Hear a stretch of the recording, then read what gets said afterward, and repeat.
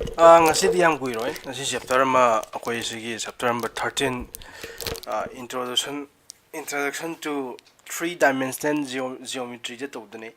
chapter irai live chapter ne aduna akoina class 10 da 9 da torpudai kitang extend tawai tare kitang aduna ngasi di kaisu kuiroi ngasi di pungai am kaisu pha do mande so wala susma la Prince Lemon B Helen Lemon B na sakar farbo setan la bila sakar la tay di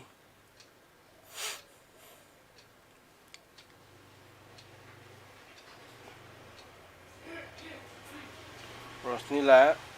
Banners la Lanchen bala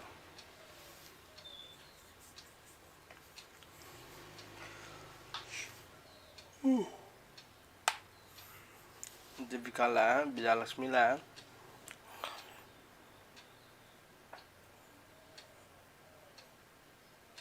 Bija Lakshmi la tay di kai kai yang rage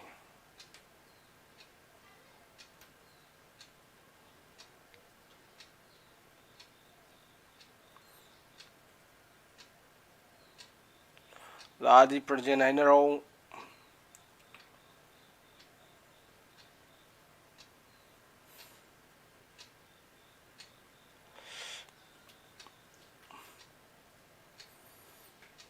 aduna koi chapter je joges la chapter se ngasi loigibna ngasi siloi gitar di chapter ahum katanga am ahum ji ko sugui roi ya sakong mang loi sen dunia dun sum duram ni loi duram ni sakong mang bar la lar chala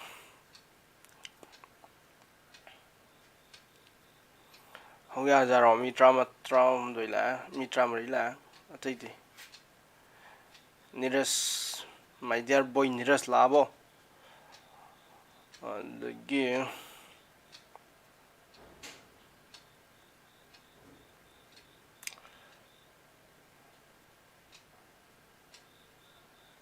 kasu kai de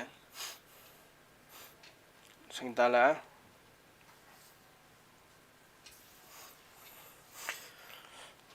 ado akhoi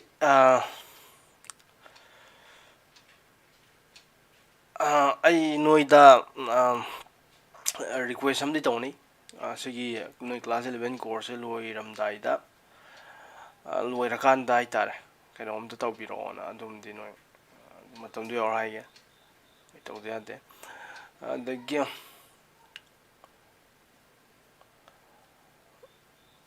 how is it zakir chla tay je thienge kamai tay no aduna ngasi di irai laiba topic na habdo ina akoi class 9 da tawgi class 10 da tawgi dai kitang ama katang kat pai ta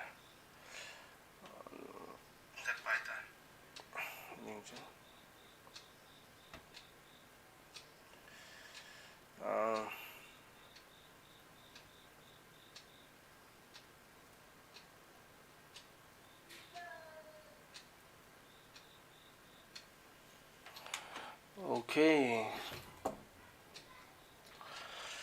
how was it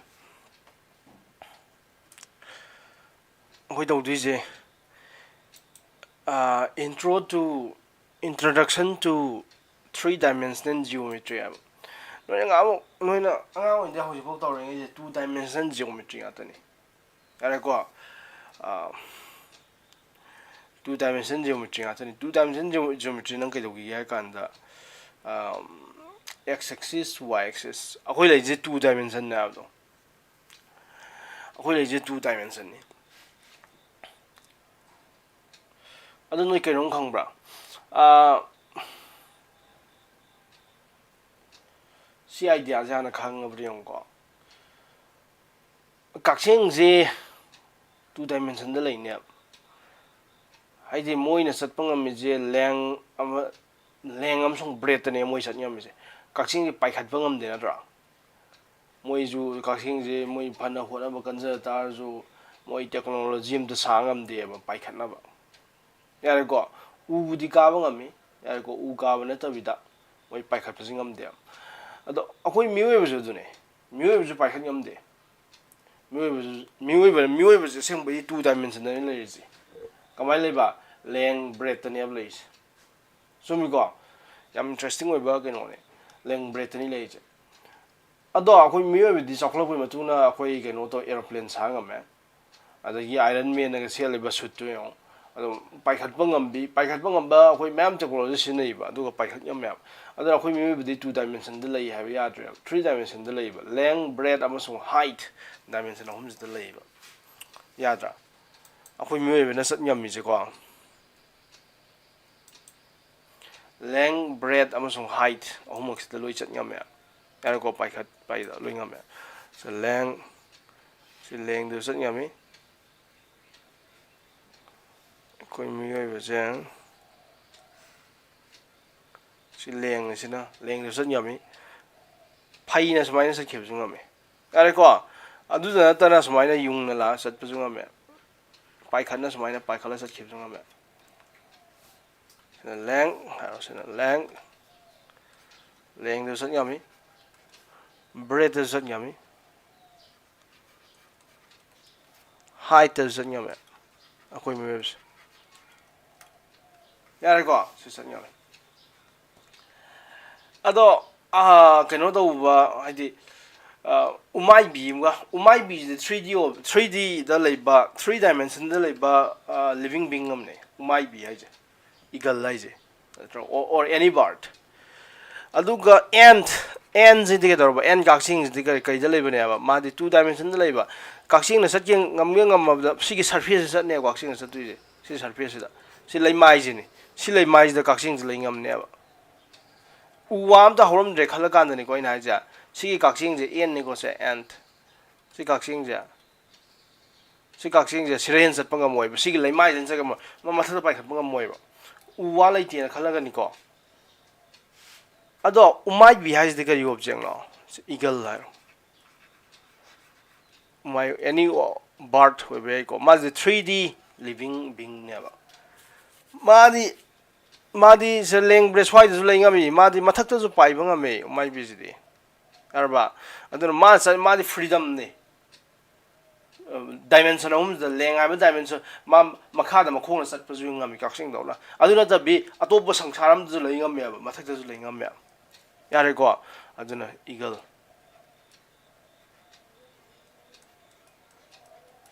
ꯃꯥꯗꯤ ꯄꯥꯏ ꯉꯝꯃꯦꯕ ꯌꯥꯔꯦꯀꯣ ꯑꯗꯨꯗ ꯍꯧꯖꯤꯛ ꯅꯪꯅ ꯌꯦꯡꯗꯣꯏꯁꯦ ꯑꯅꯤꯁꯤꯒꯤ ꯍꯧꯖꯤꯛꯀꯤ ꯏꯒꯜꯁꯤꯒ ꯁꯤꯅ ꯏꯒꯜꯗꯨꯅꯤꯀꯣ ꯏꯒꯜꯁꯤꯒ ꯑꯦꯟꯁꯤꯒ ꯑꯅꯤꯒꯤ ꯔꯤꯂꯦꯁꯟꯁꯤꯞꯁꯤ ꯌꯦꯡꯉꯣꯕ ꯏꯒꯜꯅꯗꯤ ꯑꯦꯟꯁꯦ ꯑꯗꯨꯝ ꯎꯕ ꯉꯝꯅꯦꯕ ꯀꯛꯆꯤꯡꯁꯤ ꯎꯕ ꯉꯝꯒꯗ꯭ꯔꯥ ꯉꯝꯅꯤꯀꯣ ꯏꯒꯜꯅꯗꯤ ꯀꯛꯆꯤꯡ ꯑꯗꯨꯝ ꯎꯕ ꯉꯝꯅꯦꯕ ꯑꯗꯨꯗꯤ ꯀꯛꯆꯤꯡꯁꯤꯅꯗꯤ ꯏꯒꯜꯁꯤ ꯎꯕ ꯉꯝꯒꯗ꯭ꯔꯥ ꯀꯛꯆꯤꯡꯁꯤꯅꯗꯤ ꯏꯒꯜꯁꯦ ꯎꯕ ꯉꯝꯃꯣꯏꯕ ꯑꯗꯨ ꯉꯝꯕꯩ ꯀꯦꯁꯁꯨ ꯂꯥꯛꯀꯅꯤ ꯀꯔꯝ ꯀꯥꯟꯗ ꯉꯝꯃꯛꯀꯅꯤ ꯍꯥꯏ ꯀꯥꯟꯗ ꯏꯒꯜꯁꯤꯅ ꯁꯝꯇꯥꯏꯝꯁ ꯃꯥꯅ ꯂꯩꯃꯥꯏꯗꯒ ꯂꯩꯔ ꯃꯇꯝꯗ ꯀꯛꯆꯤꯡꯁꯤꯒꯤ ꯃꯃꯥꯡꯗꯒ ꯂꯩꯔ ꯃꯇꯝꯗ ꯎꯕ ꯐꯪꯉꯦ ꯒ꯭ꯌꯥꯟ ꯇꯥꯔꯕ ꯑꯩꯅ ꯍꯥꯏꯁꯦ ꯏꯒꯜꯁꯤ ꯃꯊꯛꯇ ꯑꯗꯨꯝ ꯑꯌꯥꯝꯕ ꯄꯥꯏ ꯂꯩ ꯑꯗꯨꯅ ꯀꯛꯆꯤꯡꯅ ꯎ ꯉꯝꯗꯦꯕ ꯀꯛꯆꯤꯡꯁꯤꯒ ꯏꯒꯜꯁꯤꯒ ꯊꯦꯡꯅꯗꯣꯏꯁꯦ ꯀꯔꯝ ꯀꯥꯟꯗ ꯊꯦꯡꯅꯗꯣꯏꯅꯦꯕ ꯁꯤꯗ ꯄꯥꯏꯊꯔꯒ ꯁ꯭ꯋꯥꯏꯗ ꯂꯩꯔꯀꯥꯟꯗ ꯊꯦꯡꯅꯕ ꯌꯥꯏ ꯄꯥꯏꯊꯔꯀꯥꯟꯗ ꯃꯈꯥꯗ ꯂꯥꯛꯑꯀꯥꯟꯗ ꯌꯥꯔꯦꯀꯣ ꯑꯗꯨꯅ ꯍꯥꯏꯌꯥꯔ ꯗꯥꯏꯃꯦꯟꯁꯟꯗ ꯍꯥꯏꯗꯤ ꯏꯒꯜꯁꯦ ꯍꯥꯏꯌꯥꯔ ꯗꯥꯏꯃꯦꯟꯁꯟꯗ ꯂꯩꯕ ꯀꯧꯏ ꯑꯗꯨꯒ ꯑꯦꯟ ꯀꯛꯆꯤꯡꯁꯤꯅ ꯂꯋꯥꯔ ꯗꯥꯏꯃꯦꯟꯁꯟꯗ ꯂꯩꯕ ꯀꯧꯏ ꯀꯩꯒꯤꯅꯣ ꯍꯥꯏꯀꯥꯟꯗ ꯑꯦꯟꯗꯤ 2Dꯗ ꯂꯩ ꯁꯔꯐꯦꯁꯇ ꯈꯛꯇꯪꯅꯤ ꯑꯦꯟꯅ ꯂꯩ ꯉꯝꯗꯣꯏꯁꯦ ꯂꯩꯃꯥꯏꯗ ꯄ꯭ꯔꯤꯊꯤꯕꯤ ꯂꯩꯃꯥꯏꯗ ꯈꯛꯇꯪꯅꯤ ꯑꯇꯩ ꯂꯩ ꯉꯝꯗꯦ ꯑꯗꯨ ꯏꯒꯜꯗꯤ ꯃꯊꯛꯇꯁꯨ ꯂꯩ ꯉꯝꯃꯦ ꯌꯥꯔꯦꯀꯣ ꯑꯗꯨꯅ ꯁꯤꯒꯨꯝꯕ ꯍꯥꯏꯌꯥꯔ ꯗꯥꯏꯃꯦꯟꯁꯟꯗ ꯂꯩꯕ ꯂꯤꯕꯤꯡ ꯕꯤꯡ ꯑꯃꯅ ꯂꯋꯥꯔ ꯗꯥꯏꯃꯦꯟꯁꯟꯗ ꯂꯩꯕ ꯂꯤꯕꯤꯡ ꯕꯤꯡ ꯑꯃꯕꯨ ꯑꯗꯨꯝ ꯀꯨꯞꯅ ꯁꯦꯡꯅꯕ ꯉꯝꯃꯤ ꯑꯃꯁꯨꯡ ꯎꯕ ꯉꯝꯃꯦꯕ ꯃꯥꯏ ꯃꯅꯥꯛꯇ ꯆꯠꯄ ꯉꯝꯃꯦꯕ ꯑꯗꯣ ꯂꯋꯥꯔ ꯗꯥꯏꯃꯦꯟꯁꯟꯗ ꯂꯩꯔꯤꯕ ꯂꯤꯕꯤꯡ ꯕꯤꯡ ꯑꯃꯅꯗꯤ ꯍꯥꯏꯌꯥꯔ ꯗꯥꯏꯃꯦꯟꯁꯟꯗ ꯂꯩꯔꯤꯕ ꯂꯤꯕꯤꯡ ꯕꯤꯡ ꯑꯃꯁꯦ ꯄꯥꯛ ꯎꯕ ꯉꯝꯗꯦꯕ ꯁꯝꯇꯥꯏꯝꯁ ꯎꯕ ꯉꯝꯃꯤꯀꯣ ꯃꯈꯥꯗ ꯂꯥꯛꯑꯀꯥꯟꯗ ꯑꯗꯨ ꯅꯠꯇꯕꯤꯗ ꯑꯇꯩꯗꯗꯤ ꯈꯪꯕ꯭ꯔꯥ ꯎꯕ ꯉꯝꯗꯦꯕ ꯑꯗꯨꯅꯦ ꯍꯧꯖꯤꯛ ꯃꯌꯥꯝꯅ ꯈꯜꯂꯤꯁꯦ ꯀꯔꯤ ꯈꯟꯒꯦ ꯍꯥꯏ ꯀꯥꯟꯗ ꯑꯩꯈꯣꯏ ꯃꯤꯑꯣꯏꯕꯁꯦ 3 ꯗꯥꯏꯃꯦꯟꯁꯟꯗ ꯂꯩꯕꯅꯤ ꯑꯩꯈꯣꯏ ꯂꯦꯡ ꯕ꯭ꯔꯦꯗ ꯈꯛꯇꯪ ꯆꯠ ꯉꯝꯖꯩ ꯍꯥꯏꯕ ꯋꯥꯅꯤ ꯑꯩꯈꯣꯏꯁꯨ ꯑꯦꯔꯣꯄ꯭ꯂꯦꯟ ꯁꯥꯗꯅ ꯑꯃ ꯇꯧꯗꯅ ꯃꯊꯛꯇ ꯄꯥꯏꯕꯁꯨ ꯉꯝꯃꯦ ꯑꯩꯈꯣꯏꯁꯨ ꯌꯥꯔꯦꯀꯣ ꯃꯌꯥꯝ ꯇꯦꯛꯅꯣꯂꯣꯖꯤ ꯁꯤꯖꯤꯟꯅꯔꯒ ꯑꯩꯈꯣꯏꯁꯦ 3Dꯅꯦꯕ ꯍ꯭ꯌꯨꯃꯦꯟ ꯕꯤꯡꯁꯦ 3D ꯗ ꯂꯩ ꯉꯝꯃꯦ ꯀꯩꯒꯤꯅꯣ ꯍꯥꯏꯔꯀꯥꯟꯗ ꯑꯩꯈꯣꯏ 2Dꯗ ꯂꯩꯔꯝꯃꯤꯅꯦ ꯑꯍꯥꯟꯕꯗꯗꯤ ꯑꯩꯈꯣꯏꯅ ꯀꯟꯅ ꯊꯤꯖꯤꯜꯂꯒ ꯍꯣꯠꯅꯔꯒ 3Dꯗ ꯂꯩꯔꯝꯅꯦꯕ ꯑꯩꯈꯣꯏꯁꯦ ꯑꯗꯣ 4 ꯗꯥꯏꯃꯦꯟꯁꯟꯗꯤ ꯀꯌꯥ ꯂꯩꯅꯣꯗꯤ ꯈꯪꯗꯦꯀꯣ ꯍꯧꯖꯤꯛꯐꯥꯎꯗ ꯗꯥꯏꯃꯦꯟꯁꯟ ꯀꯌꯥ ꯂꯩꯅꯣꯗꯤ ꯈꯪꯉꯝꯗꯦ ꯑꯗꯨ ꯃꯌꯥꯝ ꯂꯩꯔꯝꯕ ꯌꯥꯏ ꯑꯩ ꯈꯪꯗꯦ ꯑꯗꯨ ꯗꯥꯏꯃꯦꯟꯁꯟ ꯑꯃꯒ ꯑꯃꯨꯛ ꯂꯩꯔꯝ ꯇꯥꯔꯕ 4 ꯗꯥꯏꯃꯦꯟꯁꯟ ꯀꯧꯕ ꯑꯗꯨꯒꯨꯝꯕ ꯗꯥꯏꯃꯦꯟꯁꯟꯗꯣ ꯂꯩꯔꯝ ꯇꯥꯔꯕ ꯑꯗꯨꯗꯁꯨ ꯂꯩꯕ ꯉꯝꯕ ꯀ꯭ꯔꯤꯌꯦꯆꯔ ꯂꯤꯕꯤꯡ ꯕꯤꯡ ꯑꯃ ꯂꯩꯔꯝ ꯇꯥꯔꯕ ꯑꯗꯨꯅꯗꯤ ꯑꯩꯈꯣꯏꯁꯨ ꯎ ꯉꯝꯅꯦꯕ ꯃꯤꯑꯣꯏꯕ ꯑꯩꯈꯣꯏꯁꯦ ꯑꯗꯣ ꯃꯤꯑꯣꯏꯕ ꯑꯩꯈꯣꯏꯗꯤ ꯗꯥꯏꯃꯦꯟꯁꯟ ꯑꯍꯨꯝꯁꯦ ꯈꯛꯇꯪ ꯈꯪꯕꯅꯤꯅ ꯑꯩꯈꯣꯏꯗꯤ 3 ꯗꯥꯏꯃꯦꯟꯁꯟꯗ ꯂꯩꯕꯅꯤꯅ ꯑꯩꯈꯣꯏꯅ ꯃꯣꯏꯗꯤ ꯎ ꯉꯝꯃꯣꯏꯕ ꯀꯩꯒꯤꯅꯣ ꯍꯥꯏꯀꯥꯟꯗ ꯑꯩꯈꯣꯏ 3 ꯗꯥꯏꯃꯦꯟꯁꯟꯅꯤ ꯑꯇꯣꯞꯄ ꯗꯥꯏꯃꯦꯟꯁꯟꯗ ꯂꯩꯕ ꯗꯥꯏꯃꯦꯟꯁꯟ 4ꯗ ꯂꯩꯕ ꯂꯤꯕꯤꯡ ꯀ꯭ꯔꯤꯌꯦꯆꯔ ꯃꯤ ꯑꯣꯏꯔꯝꯕ ꯌꯥꯏ ꯈꯪꯗꯦ ꯑꯇꯣꯞꯄ ꯖꯤꯕ ꯑꯣꯏꯔꯝꯕ ꯌꯥꯏ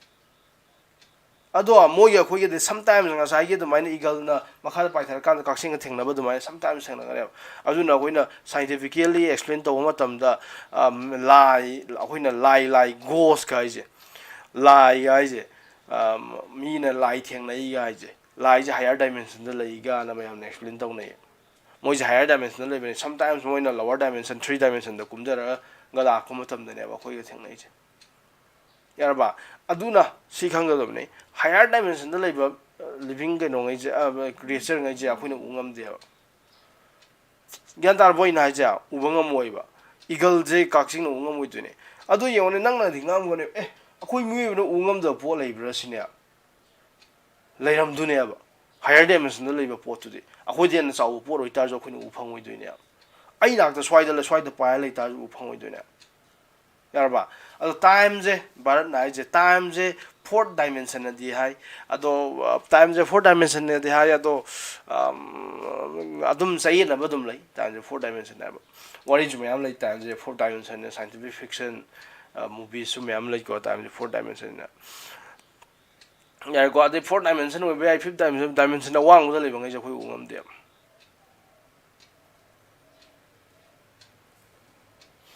ꯌꯥꯔꯦꯀꯣ ꯑꯗꯨꯅꯤ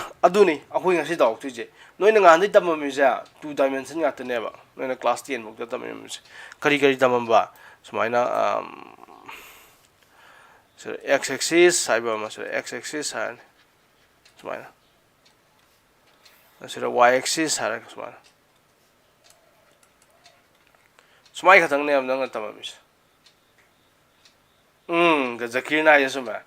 ꯏꯟꯇꯔꯁꯇꯦꯂꯔꯗ 5th ꯗꯥꯏꯃꯦꯟꯁꯟꯗ ꯆꯠꯂꯤꯗꯣ ꯑꯗꯨꯅꯤ ꯖꯀꯤꯔ ꯏꯟꯇꯔꯁꯇꯦꯂꯔ ꯌꯦꯡ ꯂꯩꯔꯝꯃꯦ ꯑꯩꯅ ꯌꯦꯡꯉꯨ ꯍꯥꯏꯕꯗꯣ ꯅꯣꯏ ꯑꯇꯩꯗꯤ ꯌꯦꯡꯗꯕ꯭ꯔꯥ ꯖꯀꯤꯔꯗꯤ ꯌꯦꯡ ꯂꯩꯔꯝꯃꯤꯁꯦ ꯃꯄꯥꯗꯨꯅ 5th ꯗꯥꯏꯃꯦꯟꯁꯟꯗ ꯄꯜꯂ ꯂꯩꯗꯣ ꯃꯄꯥꯗꯣ ꯑꯗꯨ ꯃꯄꯥꯗꯨꯅꯗꯤ ꯃꯆꯥꯅꯨꯄꯤ 3 ꯗꯥꯏꯃꯦꯟꯁꯟꯗ ꯂꯩꯕ ꯃꯆꯥꯅꯨꯄꯤꯗꯤ ꯎ ꯉꯝꯕ ꯃꯆꯥꯅꯨꯄꯤꯗꯨꯅꯗꯤ ꯃꯄꯥ ꯎ ꯉꯝꯗ꯭ꯔꯤꯗꯣ ꯑꯗꯣ ꯑꯋꯥꯡꯕ ꯗꯥꯏꯃꯦꯟꯁꯟꯗ ꯃꯄꯥꯗꯣ ꯂꯩꯈꯤꯕꯗꯩꯅꯦꯕ ꯌꯥꯔꯦꯀꯣ ꯑꯗꯣ ꯌꯦꯡꯉꯣ ꯁꯤ ꯑꯦꯛꯁ ꯑꯦꯛꯁꯤꯁ ꯋꯥꯏ ꯑꯦꯛꯁꯤꯁ ꯑꯦꯛꯁꯤꯁ ꯑꯅꯤ ꯈꯛꯇꯪꯅꯦ ꯍꯥꯏꯗꯤ ꯑꯦꯛꯁ ꯑꯦꯛꯁꯤꯁꯁꯤꯅ ꯂꯦꯡꯅꯤ ꯋꯥꯏ ꯑꯦꯛꯁꯤꯁꯁꯤꯅ ꯕ꯭ꯔꯦꯗꯅꯤ ꯑꯗꯨꯅ 2 ꯗꯥꯏꯃꯦꯟꯁꯟꯅꯦꯕ ꯁꯤꯁꯦ 2D ꯀꯥꯔꯇꯦꯁꯤꯌꯥꯟ ꯄ꯭ꯂꯦꯟ ꯍꯥꯏꯕꯗꯣ 2Dꯅꯦꯕ ꯁꯤꯗꯤ ꯂꯩꯃꯥꯏꯅꯦ ꯄ꯭ꯔꯤꯊꯤꯕꯤ ꯂꯩꯃꯥꯏꯅꯦꯕ ꯁꯤ ꯌꯥꯔꯦꯀꯣ ꯄ꯭ꯂꯦꯟꯅꯦꯕ ꯑꯗꯣ ꯑꯩꯈꯣꯏ ꯍꯧꯖꯤꯛ ꯇꯧꯔꯛꯇꯣꯏꯁꯤꯗꯤꯀꯣ ꯍꯥꯏꯠ ꯍꯥꯞꯄꯛꯑꯅꯦꯕ ꯌꯥꯔꯕ ꯍꯥꯏꯗꯤ ꯂꯩꯃꯥꯏꯅꯦꯕ ꯑꯩꯈꯣꯏ ꯅꯩꯅꯩꯁꯦ ꯁꯤ ꯂꯩꯃꯥꯏꯅꯦꯕ ꯁꯔꯐꯦꯁꯅꯦꯕ ꯁꯤ ꯁꯔꯐꯦꯁꯅꯦꯕ ꯁꯤꯔꯅꯦꯕ ꯅꯩꯅꯩꯁꯦ ꯑꯩꯈꯣꯏꯅ ꯄꯣꯏꯟꯒ ꯁꯤ ꯍꯦꯛ ꯄꯣꯏꯟ ꯈꯟ ꯀꯥꯟꯗ ꯅꯪꯅ -3, -2 ꯇꯧꯔꯤꯗꯣ ꯑꯅꯤ ꯈꯛꯇꯪ ꯌꯥꯎꯔꯤꯁꯦ ꯑꯦꯛꯁꯀꯤ ꯚꯦꯂꯨꯒ ꯋꯥꯏꯒꯤ ꯀꯣꯑꯣꯔꯗꯤꯅꯦꯠꯀ ꯁꯔꯐꯦꯁꯅꯦꯕ ꯍꯧꯖꯤꯛꯅ ꯇꯧꯔꯛꯇꯣꯏꯁꯤꯅ ꯗꯥꯏꯃꯦꯟꯁꯟ ꯑꯃ ꯍꯥꯞꯄꯛꯇꯣꯏꯅꯦꯕ ꯍꯥꯏꯠ ꯍꯥꯏꯕ ꯗꯥꯏꯃꯦꯟꯁꯟꯁꯦ ꯍꯥꯞꯄꯛꯇꯣꯏꯅꯦꯕ ꯁꯤꯗꯗꯤ ꯀꯔꯤ ꯇꯧꯔꯛꯑꯅꯤ ꯍꯥꯏ ꯀꯥꯟꯗ ꯅꯪ ꯁꯨꯃꯥꯏꯅ ꯎꯔꯛꯑꯔꯣꯏꯕ ꯁꯔꯐꯦꯁ ꯑꯃ ꯂꯩꯔꯅꯤ ꯁꯨꯃꯥꯏꯅ ꯁꯔꯐꯦꯁ ꯑꯃ ꯂꯩꯔꯅꯤ ꯁꯤꯗ ꯑꯗꯨꯒꯤ ꯃꯊꯛꯇ ꯁꯨꯃꯥꯏꯅ ꯋꯥꯡꯈꯠꯂꯒ ꯑꯃꯁꯨ ꯍꯥꯞꯄꯛꯑꯅꯦꯕ ꯍꯥꯏꯠ ꯑꯃ ꯑꯗꯨ ꯑꯣꯏꯇꯥꯔꯗꯤ ꯀꯔꯤ ꯇꯧꯔꯅꯤ ꯏꯁꯄꯦꯁ ꯍꯥꯏꯔꯛꯑꯅꯦꯕ ꯏꯁꯄꯦꯁ ꯑꯩꯈꯣꯏ ꯉꯍꯥꯟꯗꯩ ꯅꯩꯅꯔꯝꯃꯤꯁꯦ ꯀꯩꯅꯣ ꯅꯣꯏ ꯀ꯭ꯂꯥꯁ 10 ꯅꯩꯅꯔꯝꯃꯤꯁꯦ ꯁꯔꯐꯦꯁꯅꯦꯕ ꯍꯧꯖꯤꯛ ꯂꯥꯛꯇꯣꯏꯅꯦ ꯏꯁꯄꯦꯁ ꯂꯥꯛꯑꯅꯦꯕ ꯑꯩꯈꯣꯏ ꯏꯁꯄꯦꯁ ꯁꯤꯒꯤ ꯆꯠꯅꯤꯡꯕ ꯍꯥꯏꯗꯤ ꯑꯩꯈꯣꯏ ꯅꯪꯁꯦ ꯉꯥꯡꯉꯩ ꯀꯛꯆꯤꯡꯅꯦꯕ ꯅꯪ ꯇꯝꯃꯝꯃꯤꯁꯦ ꯍꯥꯏꯗꯤ ꯁꯤꯗ ꯈꯛꯇꯪ ꯆꯠꯂꯝꯃꯣ ꯍꯥꯏꯕꯅꯦꯕ ꯁꯔꯐꯦꯁꯇ ꯈꯛꯇꯪ ꯍꯧꯖꯤꯛꯅ ꯏꯒꯜ ꯑꯣꯏꯔꯣ ꯍꯥꯏꯕꯅꯦ ꯁꯔꯐꯦꯁꯇ ꯈꯛꯇꯪ ꯆꯠꯄ ꯅꯠꯇꯅ ꯄꯥꯏꯕꯁꯨ ꯌꯥꯔꯦ ꯍꯥꯏꯕꯅꯦ ꯑꯗꯨ ꯄꯥꯏꯕꯗꯣ ꯃꯊꯛ ꯁꯨꯃꯥꯏꯅ ꯃꯐꯝ ꯈꯨꯗꯤꯡꯃꯛꯇ ꯄꯥꯏ ꯌꯥꯔꯦ ꯁꯤꯅꯦ ꯒ꯭ꯌꯥꯟ ꯇꯥꯕ꯭ꯔꯣ ꯂꯥꯔꯤꯁꯥ ꯑꯗꯨꯅ ꯀꯣꯑꯣꯔꯗꯤꯅꯦꯠꯁꯦ ꯑꯅꯤ ꯑꯣꯏꯔꯝꯕꯗꯣ ꯑꯍꯨꯝ ꯑꯣꯏꯔꯛꯑꯅꯦꯕ ꯁꯨꯃꯥꯏꯅ ꯁꯤꯅ ꯑꯦꯛꯁ ꯑꯦꯛꯁꯤꯁ ꯍꯥꯏꯔꯛꯑꯅꯤ ꯁꯤꯅ ꯑꯦꯛꯁ ꯑꯦꯛꯁꯤꯁ ꯍꯥꯏꯔꯛꯑꯅꯤ ꯌꯥꯔꯦꯀꯣ ꯑꯗꯨꯒ ꯁꯤꯅ ꯋꯥꯏ ꯑꯦꯛꯁꯤꯁ ꯍꯥꯏꯔꯛꯑꯅꯤ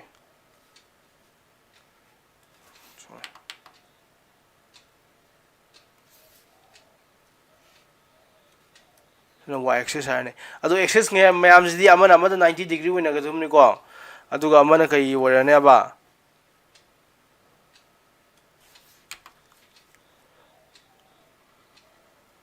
y axis मारने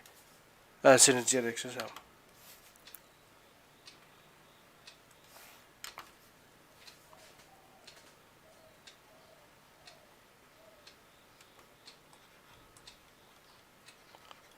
z axis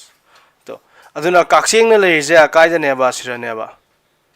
सिगी सरफेस इदने x axis y axis सिरने सी सरफेस ने को सा सुमाना से ले जने काक्सिंग ले सरफेस हाइदा से सरफेस ने अदोइन y axis जैसे कतंग ये क्वाने सुमाना नंग सांग तोला कुछ जाई को सी y axis ने अरे को अदो x axis ना x axis ना सुमाना सुमाइला ने अरे को z axis मखा तो कुमदर को याई माइजो सुमाइना अदि x का y is ना सेम दुई जनवे नंगांग क्लास 10 तमम सरफेस तो ने अदु z axis लाक विदि मथक अमसुं मखा लोई पाइल यार तो ने सिगान ताई को अदुना सिजिम दि सरफेस ने सिजिम दि सरफेस ने अदुना पॉइंट अमा एनी पॉइंट अमा पिरकप मतमदा नंगोन सी पॉइंट जी कोऑर्डिनेट पुथोने नंगोन एनी पॉइंट अमा पिरकप मतमदा सी पॉइंट जार सी पॉइंट जी पिरकप मतमदा अको सरफेस दि x कोऑर्डिनेट -3 y कोऑर्डिनेट -2 गन हाइबदो सदी z की कोऑर्डिनेट हाइबम यौराने 7 गाना समाय पिराने एंतारबा अदुना नो ये प्लेन दो ग्राफ यलखो मतमदा हौजिकती x y z अहम यौरगा वैल्यू हम दो यौर यगलाने अदुना अदुना x कार्टेशियन प्लेन दि नो अखोय क्लास 10 दि तमे अदुगा 3D प्लेन दि अखोय कमाय तौराने आय कान यंगजको रेडी तौर थमम 3D प्लेन दि अखोय कमाय तौराने आय कान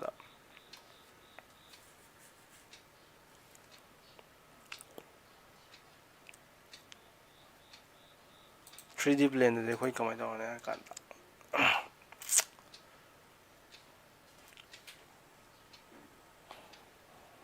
से तो चले तो रेड से x एक्सिस ने यार को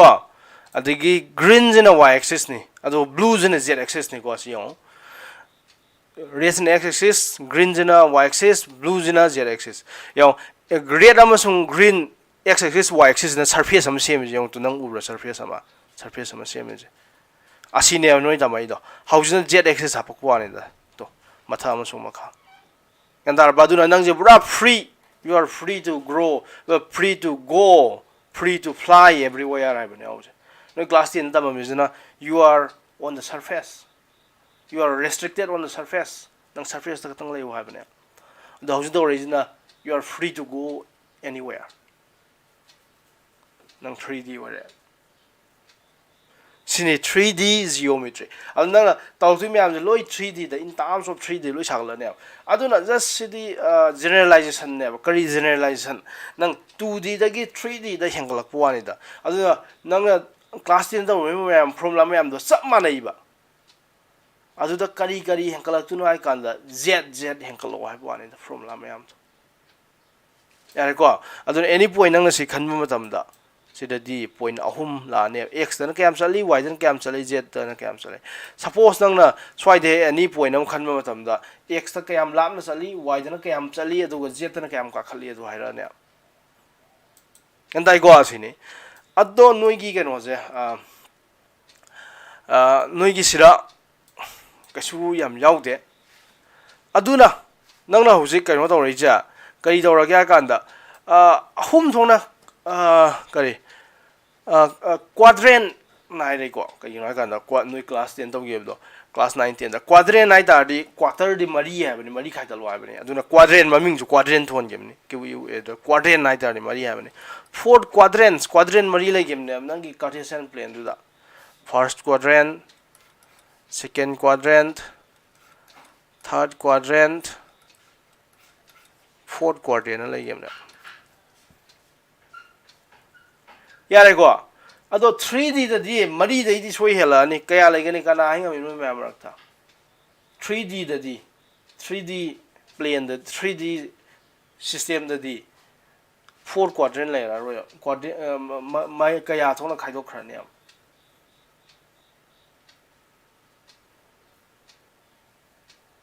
Kanang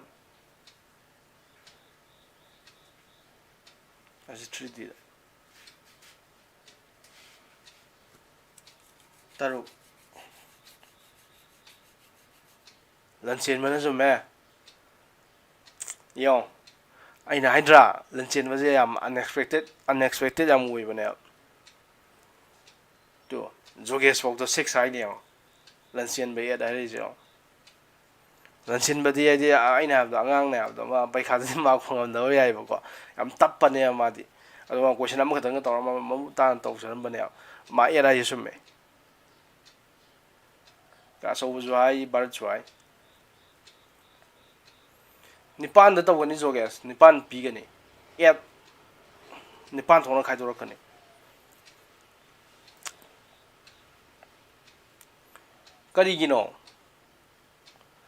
karigino hai matam da nang surface to yong se mathaki jan khana ji makha gi khana ngum je mathaki je khana ba matam da ma kaya pi du nu yong to mari pi gram ni mathak ta mari pi ra du ni to 1 2 3 4 mari pi ra du ni mathak ta mari pi ra du ni to mathak ta ka mari pi gar du ni si ahan ba ka fast quadrant ko ni ahan ba jina kana kana sen ba green ne red ne blue ne moi hom jina sem jina si first quadrant ahan ba je mata song is green red blue na sem do ni second quadrant haidi ai kan tabra ina ja mathak yan ni kanang view du yeng ji ko sa silera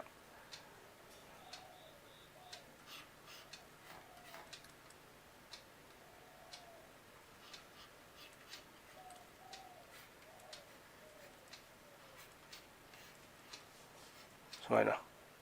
ko siram lai re na aduga sab mana na nang na ai lai ko dia mai te do ls I'll try to box sam lai ra ni lai ra aduga sab mana na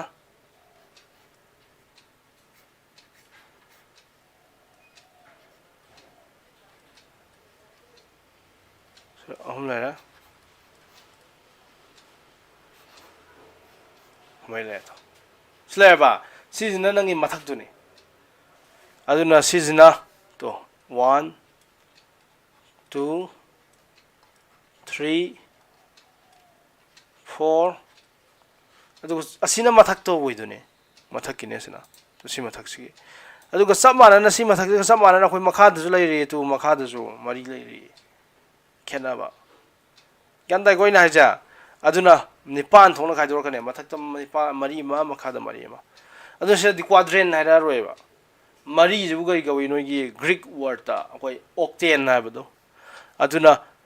3D da di 4D da di 4 quadrant and quadrant ni mari ba octane ni nipan hai ba ni ko aduna 8 octane sar ka ne nipan thona khai dor ka ne no class 10 da ju tamai du di science da mid it prop but pen hex help ok non dek na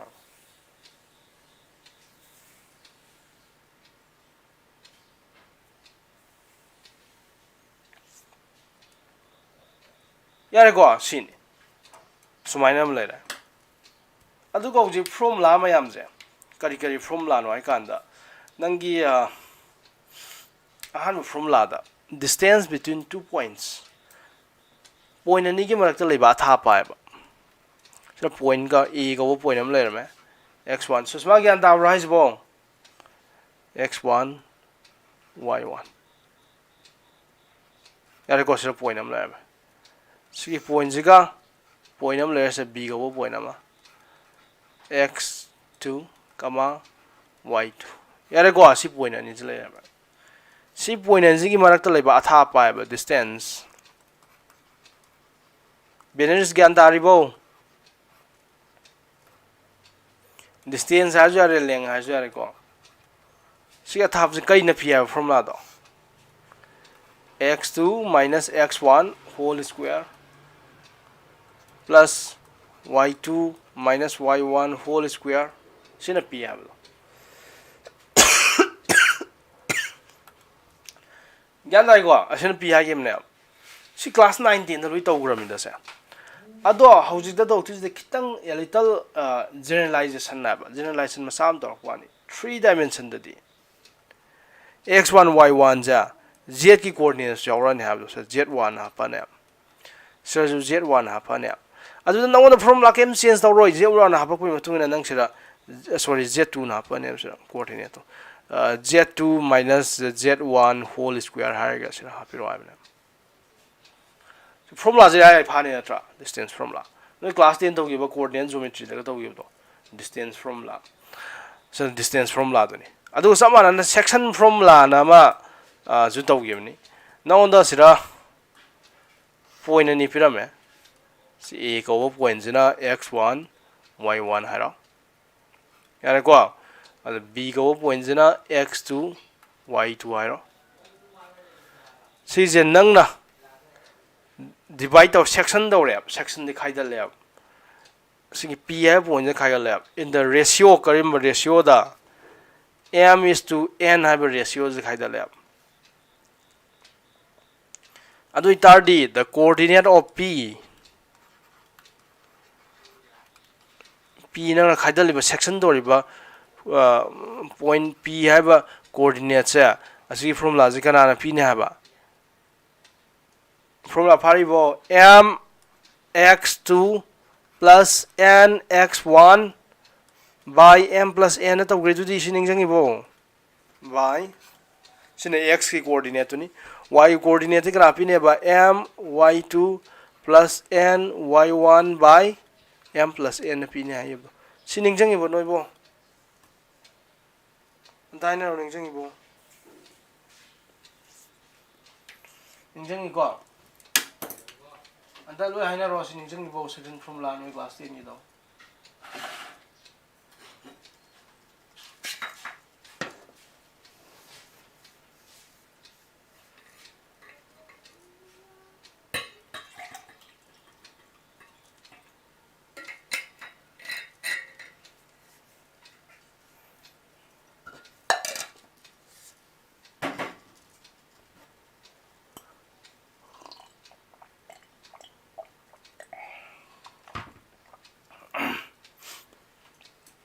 jeng ko ado section formula do talk to z coordinate yaw to ne z1 ha pa ne sir na z2 na pi ro sine adu nganda da nangi sigi formula do siraju p coordinate do hum surani adu kana pi na kan mz2 plus nz1 by m plus n pi na ado sini sini noi hojik sigi 3D geometry da tai je sini je tang ni siangang jiga section formula jiga sina section formula ka ko section formula do extend to kwa 3D da section formula sina gari distance formula sini je tang ni apa ije sini ja asam lai gra pone se formula ngai je phaw ai tari khudak ta phare har kari no na try da formula ne a sini je pala question hot pa nga ta ne exercise question ma'am dai hola ro yar ba kai no kan da adu di na sana try to ni nge da gi exam da ju ko shwang ga da bo question ju oi tra no kan da ai di coordinate problem ni formula palo do holo ai bu di garam da hang ning de ba du question du di kem ta idea lai ba idea yaw ba kot pa si to bu ba ru bo question yaw de now the point in pyramid a go point 1 2 3 the b go point nama 5 6 7 aduga point ani ji marak ta leiba thaba bu thuai ba a amsung b gi marak ta leiba thaba adu di gai formula pa ni si formula ta lo pa la ga hola loi ai di z ki do khatong hen kala pa ni z2 minus z1 whole square adu si ju sama ne smain to ga kai ko ksha ga ji kai siarbo aduna ne ai ngasi 3D geometry ngasi loisan ni lai hai je yar ko ꯑꯗꯨꯅꯦ ꯑꯗꯣ ꯁꯤꯗꯤ ꯑꯩꯅꯁꯨ ꯄꯥꯝꯕ chapter ꯑꯣꯏꯗꯦ ꯑꯗꯣ ꯑꯩꯅ ꯁꯤꯗ ꯄꯥꯝꯕ ꯑꯃ ꯌꯥꯎꯔꯤꯁꯤ ꯀꯩꯅꯣ ꯍꯥꯏꯀꯥꯟꯗ ꯍꯧꯖꯤꯛ 2Dꯗꯩ 3Dꯗ ꯑꯦꯛꯁꯇꯦꯟ ꯇꯧꯔꯛꯄꯗꯣ ꯑꯗꯨ ꯈꯛꯇꯪꯅꯤ ꯑꯗꯨꯒ ꯍꯌꯦꯡꯗꯩꯗꯤ ꯌꯥꯝ ꯏꯟꯇꯔꯦꯁꯇꯤꯡ ꯑꯣꯏꯕ ꯂꯣꯖꯤꯀꯦꯜ ꯑꯣꯏꯕ ꯅꯣꯏ ꯁꯥꯇ꯭ꯔ ꯃꯌꯥꯝ ꯃꯔꯛꯇꯁꯨ ꯈꯟꯕ ꯌꯥꯝ ꯄꯥꯝꯕ ꯁꯥꯇ꯭ꯔ ꯌꯥꯎꯒꯅꯤꯀꯣ ꯌꯥꯝ ꯈꯟꯕ ꯄꯥꯝꯕ ꯂꯣꯖꯤꯀꯦꯜ ꯊꯤꯡꯀꯤꯡ ꯌꯥꯝ ꯄꯥꯝꯕ ꯑꯗꯣ ꯃꯊꯪ ꯆꯦꯞꯇꯔꯁꯤꯗꯤ ꯑꯗꯨꯅꯤ ꯌꯥꯝ ꯈꯟꯕ ꯌꯥꯎꯕ ꯈꯟꯕꯅ ꯑꯪꯀꯒꯤ ꯀꯩꯅꯣ ꯃꯌꯥꯝ ꯌꯥꯎꯁꯜꯂꯛꯄ ꯅꯠꯇꯦ ꯈꯟꯕꯁꯦ ꯑꯩ ꯉꯁꯤ ꯀꯩꯅꯣ ꯃꯥꯒꯤ ꯍꯌꯦꯡꯒꯤꯅꯤꯀꯣ ꯍꯌꯦꯡꯒꯤ ꯏꯟꯇ꯭ꯔꯣꯗ꯭ꯌꯨꯁꯟꯅꯤ ꯑꯗꯨ ꯁꯤ ꯀꯣꯏꯁꯟꯁꯦ ꯍꯪꯉꯒ ꯂꯣꯏꯁꯤꯟꯖꯩ ꯏꯔꯥꯏ ꯂꯥꯏꯕ ꯀꯣꯏꯁꯟꯅꯤ ꯑꯗꯨ ꯑꯩꯈꯣꯏ ꯑꯦꯝ ꯌꯨꯒꯤ ꯑꯣꯖꯥ ꯑꯃꯒꯤ ꯋꯥꯔꯤꯅꯤ ꯃꯥꯁꯦ ꯃꯦꯠꯁ ꯌꯥꯝ ꯍꯩꯕ ꯃꯦꯠꯁ ꯌꯥꯝ ꯍꯩꯕ ꯑꯩꯈꯣꯏ ꯑꯦꯝ ꯌꯨꯒꯤ ꯃꯦꯠꯁꯀꯤ ꯄ꯭ꯔꯣꯐꯦꯁꯔꯅꯦ ꯑꯩꯅꯁꯨ ꯌꯥꯝ ꯉꯥꯎꯖꯕ ꯑꯣꯖꯥ ꯍꯥꯏꯇꯥꯔꯦ ꯑꯦꯝ ꯌꯨ ꯑꯣꯖꯥ ꯐꯠꯇꯕ ꯃꯌꯥꯝ ꯌꯥꯎꯏ ꯑꯗꯣ ꯐꯠꯇꯕ ꯃꯌꯥꯝ ꯃꯔꯛꯇ ꯇꯣꯝꯊꯤꯟ ꯌꯥꯟꯕ ꯑꯣꯖꯥ ꯍꯥꯏꯇꯥꯔꯦ ꯌꯥꯝ ꯐꯕ ꯑꯣꯖꯥ ꯃꯥꯏ ꯃꯇꯧ ꯃꯆꯦꯠ ꯑꯃꯨꯛ ꯇꯧ ꯉꯝꯖꯗꯕ ꯑꯩꯈꯣꯏꯅ ꯃꯥꯁꯦ ꯃꯦꯠꯁꯇ ꯌꯥꯝ ꯉꯥꯎꯕ ꯍꯥꯏꯇꯥꯔꯦ ꯑꯗ ꯃꯥꯅ ꯀꯩꯅꯣꯗ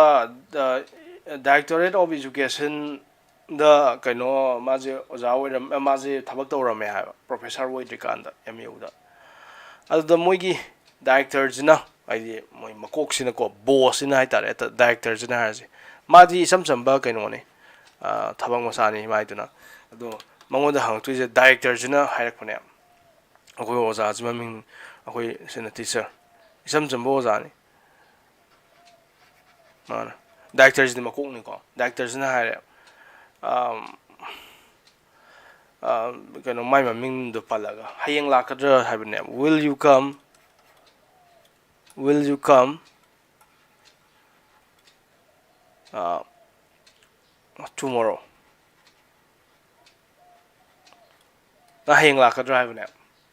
ꯃꯉꯣꯟꯗ ꯑꯩꯈꯣꯏ ꯑꯣꯖꯥꯁꯤꯅ ꯀꯔꯤ ꯑꯟꯁꯔ ꯄꯤꯔꯝꯃꯦ ꯍꯥꯏ ꯀꯥꯟꯗ if it rains if it does not ꯑꯩ ꯒ꯭ꯔꯃꯥꯔꯁꯦ ꯂꯥꯜꯂꯝꯕꯁꯨ ꯌꯥꯏꯀꯣ if it does not rain I will come tomorrow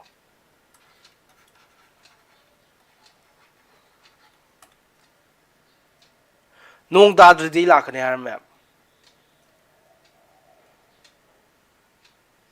ꯉꯥꯏꯈꯣ ꯑꯩ ꯂꯥꯜꯂꯦ ꯑꯩꯅ ꯑꯩꯁꯦ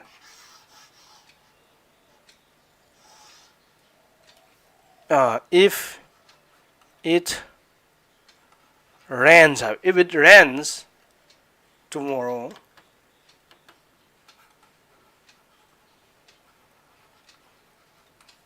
I will not come hꯥꯏꯕ ꯌꯥꯔꯕ ꯍꯌꯦꯡ ꯅꯣꯡ ꯆꯨ ꯇꯥꯔꯗꯤ ꯑꯩ ꯂꯥꯛꯑꯣꯏ ꯍꯥꯏꯔꯝꯃꯦꯕ ꯍꯌꯦꯡ ꯅꯣꯡ ꯆꯨ ꯇꯥꯔꯗꯤ ꯑꯩ ꯂꯥꯛꯑꯣꯏ ꯍꯥꯏꯔꯝꯃꯦꯕ ꯗꯥꯏꯔꯦꯛꯇꯔꯁꯤꯅ ꯍꯪꯉꯤꯈ꯭ꯔꯣ ꯃꯉꯣꯟꯗ ꯅꯪ ꯅꯣꯡ ꯇꯥꯗ꯭ꯔꯗꯤ ꯅꯪꯅ ꯅꯠꯇꯦ ꯅꯪ ꯍꯌꯦꯡ ꯂꯥꯛꯀꯗ꯭ꯔ ꯁꯤꯅꯦꯕ ꯑꯣꯐꯤꯁ ꯀꯥꯔꯛꯀꯗ꯭ꯔ ꯁꯤꯅꯦꯕ ꯑꯗꯨ ꯃꯥꯅ ꯍꯥꯏꯔꯝꯃꯦ ꯑꯣꯖꯥꯁꯤꯅ ꯍꯌꯦꯡ ꯅꯣꯡ ꯆꯨ ꯇꯥꯔꯕ ꯑꯩ ꯂꯥꯛꯑꯣꯏ ꯍꯥꯏꯔꯝꯃꯦ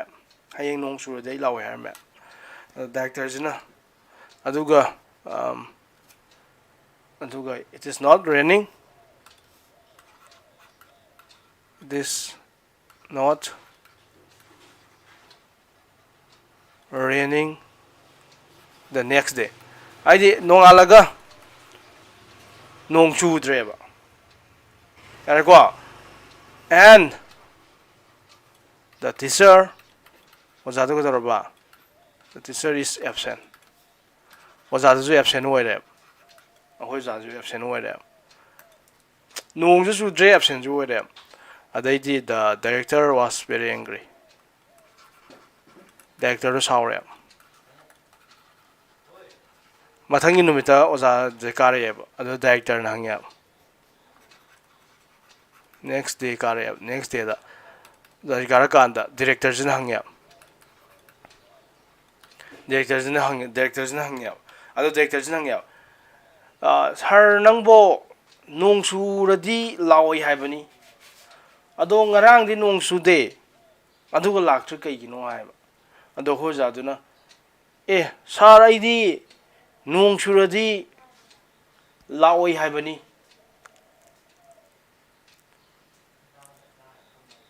nong suradi lawe haibani ado nong suradi lawe haibani ado nong su da bai dai kem palam de kai no ne na ha me adi sini akhoi hu na du mes da shwe ya de akhoi da di si kaman moi ba mim da di si je samana ba photo bona ha ka ne ba akhoi mes da di mana de ba aduni noi tam du je hu se mathang chapter da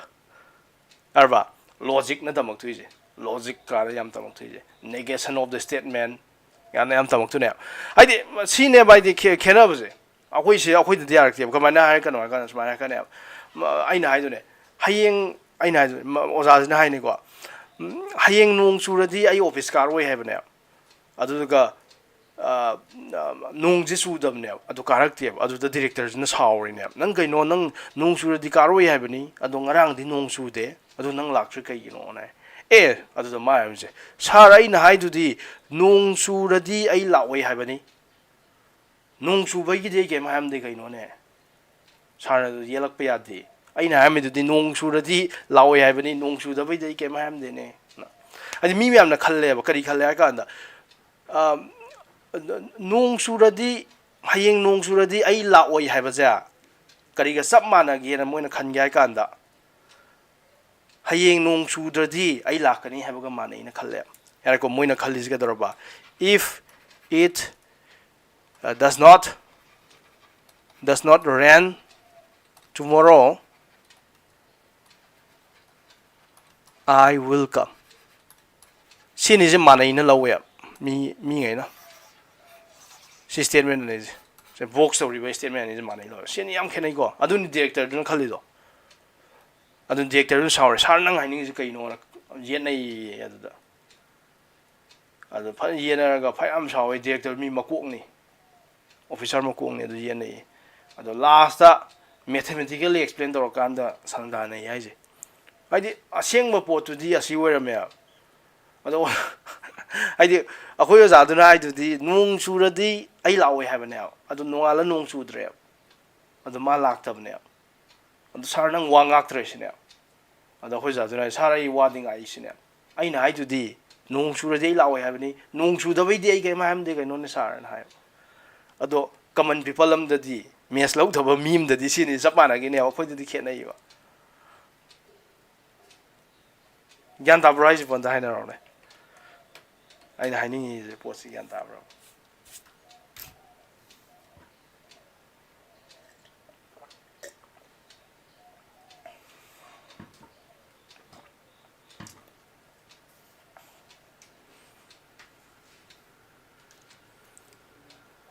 yarba asini live lesson ai ja khoi di asida di yakte aduna tum akhoi di khitang kaino di khitang sumai marai di khitang nei ra de yarba adu ani je mana de ba noi di mana khalam ngane ba ni je man de ba common people da hayo ba noi kaino gumba ai di like ta maudre khalo na noi ma ba su like tam da be akhoi ma ba su like tam de anda hayu na ni je samana ha ka ne akhoi nang mun thijalo kan ni mana dam ne Mazajin hires the nong suradi law have them. Nong to the weekend ham them. Nong to the dimalang law ham them. Nong to the lak oi ham them. Nong to the dimalak the law it ham them. Aduna nong to the ganda malak to the bahizia. Ma wangak the abedia. Ma wadinga eva. Wang magi kiss to never. And I go. Andone. And she gives my illusion. Haying need to talk to his mathematical reasoning is even only statement say negation of the statement la kani converse of the statement yana kamai chu mong kani khola kani adu hayeng to yare ko yanaro yanaro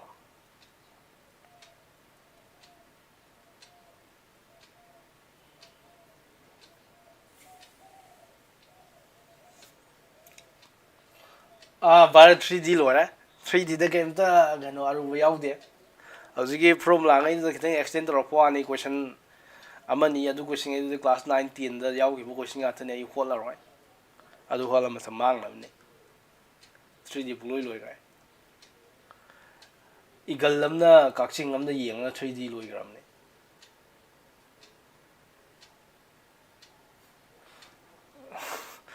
Eagle amna kakching amna yenga ko 3D loigram ne.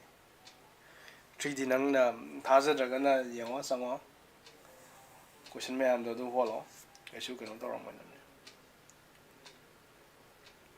3D mayam lady. Ado no syllabus ko idin des dalwar. A 3D mayam lay bisi kaya tala khani ha ka anda nang class 12 da takla ni 3D ki mayam do di. 11 da di asde hena yautra. Ahen me yautra. Class 12 da hena yaura ne. Vector ga toroga. Sadi yaur. Yare ko. Ado nga sige di sir lo shalaji. Cycle ki badana nang thoro halak badana ai tongge highway mafam. Cycle ki badana cycle nang thoro halak badana adu manade niras manade adu manade